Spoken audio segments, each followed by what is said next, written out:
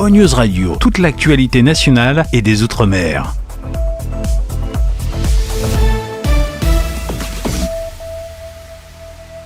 Jurassic Island, premier parc dédié aux dinosaures de toute la Caraïbe. Parcourez le parc à la rencontre de dinosaures animés à taille réelle. Au programme, plongez dans l'ère du Jurassique en réalité virtuelle avec la toute nouvelle attraction Jurassic VR. Infos et adresse sur le site www.jurassic-island.com. Venez vous fondre le temps d'un instant dans un autre monde. Guyane, actualité. Bonjour à tous et bienvenue sur Radio Pays. Nous sommes devant le collège de Soula. Nous sommes avec monsieur Anthony Francis qui est professeur de technologie et syndicat SNES FSU et madame Pioche Zoé, professeure d'anglais. Alors il y a eu un débrayage, on nous a appelé pour cela. Une réunion notamment avait eu lieu dans quelques instants. Monsieur Francis, bonjour. Bonjour. Pouvez-vous nous expliquer ce qui se passe dans le collège ? Alors, ce qui se passe, c'est qu'il y a eu des faits graves ce lundi, d'accord, extrêmement graves. Nous avons eu un défaut de communication de la part de la direction, puisque au départ nous avions pensé que certainement il y aurait eu une cellule de crise mise en place pour ces élèves-là, ce qui n'a pas été fait. Et nous avons, depuis le début de l'année, on va dire, des problèmes concernant le climat scolaire, notamment une dégradation du climat, des actes de violence au niveau donc de l'établissement, un AED qui avait été agressé, des enseignants insultés et bien d'autres choses.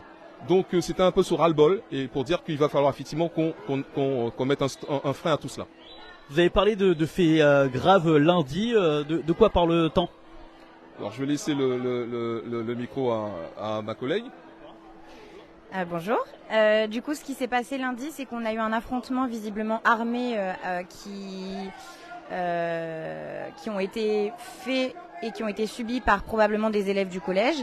Alors, ce qui est problématique aujourd'hui, c'est qu'on n'a pas les noms des élèves qui ont été témoins ou acteurs de cet événement. On ne sait pas exactement quelle arme a été utilisée. On sait pas. En fait, on a très peu d'informations, que ça soit dans les médias ou que ça soit par le chef d'établissement. Et c'est vrai que du coup, on s'est retrouvé un peu désarmés ce mardi en arrivant au collège, à tous savoir qu'il s'était passé quelque chose de très grave, mais pas savoir exactement quoi, et aucune directive claire de ce qu'on devait faire et dire aux élèves. Donc on s'est retrouvé face à des élèves qui étaient pour certains anxieux et apeurés de venir au collège, pour certains qui ont été témoins de l'événement armé et qui avaient pas envie d'en parler parce qu'ils étaient choqués, soit envie d'en parler mais ils n'avaient pas forcément les adultes qui étaient disponibles à ce moment-là pour les écouter. Et donc c'est pour ça qu'on a fait le débrayage aujourd'hui, c'est parce que on est un peu désarmés, on est un peu désabusés face à la violence qui est à l'intérieur et à l'extérieur du collège, donc dans le quartier de Soula. Et on aimerait avoir des solutions, en fait, de vraies solutions pérennes pour cette violence qui vraiment vient gangréner l'établissement. Alors vous avez parlé, enfin je veux dire, monsieur Francis a parlé justement de ces faits qui se déroulent depuis longtemps. C'est le premier débrayage que vous faites là en ce moment ? Cette année, c'est le premier, mais on en a déjà fait les années précédentes. On en a fait un notamment il y a 2 ans pour des faits similaires. Cette violence, en fait, elle grandit de jour en jour. On est face à des élèves qui banalisent et qui normalisent les faits de violence. Et pour eux, c'est la réaction normale à tout ce qui se passe, c'est la violence. Et quand on leur en parle et qu'on leur dit mais tu comprends que la violence c'est pas normal, ils te disent mais si madame, on est à Soula, c'est normal. Après ces débrayages que vous avez fait les années passées, rien n'a changé et au pire, et au contraire c'est en train d'empirer ? Malheureusement, on a eu beaucoup de discussions. Le problème étant que on a un établissement qui change beaucoup de direction. On a aussi un problème qui fait que le collège ramène régulièrement beaucoup plus de monde. On est un collège qui est censé être pour 600 élèves et on est à 1000 élèves actuellement. On a aussi le quartier de Soula qui s'étend de jour en jour et à vue d'œil. Donc on a beaucoup d'élèves qui ont des situations familiales problématiques et qui du coup viennent se rajouter à toutes ces problématiques déjà existantes dans l'établissement. Alors monsieur Francis, quand je suis arrivé, vous étiez en réunion. Avec qui et qu'est-ce qui s'est dit durant cette réunion ? En fait, nous étions avec l'ensemble du personnel, donc enseignants Enseignants, quoi, il y avait le proviseur également ? Non, pas le proviseur. Donc il y avait les enseignants, donc les surveillants, peut-être quelques agents, je sais pas. Voilà, il n'y avait pas d'agents, tout à fait. Qu'est-ce qui s'est dit? En gros, c'est ce que dit en fait ma collègue, à savoir, on a mis sur table les différents problèmes qu'on rencontre au quotidien dans l'établissement. C'est-à-dire qu'on a envie de retrouver ce qu'on appelle un climat serein. Et pour avoir ce climat serein, je répète, il faut déjà qu'au niveau du pilotage de l'établissement, il y ait cette communication qui nous permet à tout un chacun d'avoir à un instant T l'information et pouvoir effectivement pallier à un certain nombre de choses. D'accord ? Donc clairement, on a tout simplement mis sur table les différents problèmes que l'on rencontre dans l'établissement. Et l'idée aujourd'hui, c'est de rencontrer le chef d'établissement avec toutes ces doléances, éventuellement les propositions de solutions, afin, je répète encore, d'améliorer le climat scolaire de cet établissement. Nous sommes à Soula, on sait que c'est difficile, ce n'est pas évident, c'est vrai. On y arrive tous les matins avec l'envie de pouvoir transmettre du savoir, l'envie de pouvoir encadrer les élèves afin effectivement qu'ils aient les moyens de pouvoir travailler dans de bonnes conditions. Sauf qu'aujourd'hui, c'est pas réuni et il faut effectivement que la direction, d'une certaine façon, non seulement la direction, mais aussi la mairie, la CTG, les différents partenaires à l'extérieur puissent pouvoir se mettre autour d'une table et faire en sorte que l'on puisse essayer, je dirais, de juguler tout ça.